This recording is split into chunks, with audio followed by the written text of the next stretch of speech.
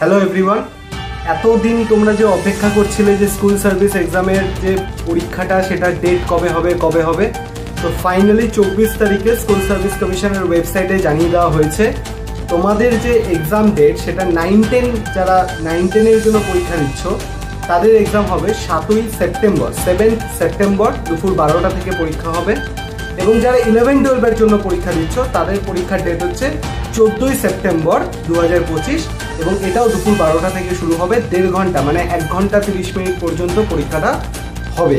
তো ফাইনালি তোমরা জানতে পেরে গেলে তোমাদের পরীক্ষার ডেটটা কবে, এই টেনশনটা তোমাদের মিটলো।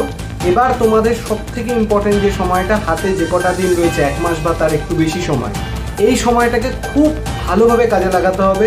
তোমরা এখন সব থেকে বেশি ইম্পর্টেন্ট যেটায় জোর দাও সেটা হচ্ছে রিভিশন এবং প্র্যাকটিস। আমি তোমাদেরকে একটা কথা বারবার বলছি, কন্টেন্ট বাড়ানো বা অনেক বেশি করে পড়া এটার থেকেও বেশি কাজে দেয় যখন তুমি অল্প যে জিনিসটা পড়েছো সেটাকে যদি বারবার রিভাইজ করো এবং রিভিশনটাকে প্র্যাকটিসের মাধ্যমে যদি ইমপ্লিমেন্ট করতে পারো তাহলে কিন্তু তোমার পড়া আরও বেশি এফেক্টিভ হবে। তাই এখন যে কটা সময় আছে, যে কটা দিন তুমি হাতে পাচ্ছ, পুরোটাই রিভিশন এবং প্র্যাকটিসের ক্ষেত্রে কাজে লাগাও। এটা তোমাদের জন্য খুবই হেল্পফুল হতে চলেছে।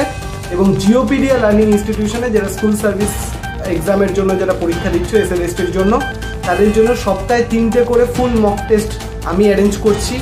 অলরেডি শুরু হয়ে গেছে, চলছে এবং এক্সাম অবধি চলবে। তার সাথে সাথে প্রচুর থিওরি ক্লাস এখানে করানো হচ্ছে।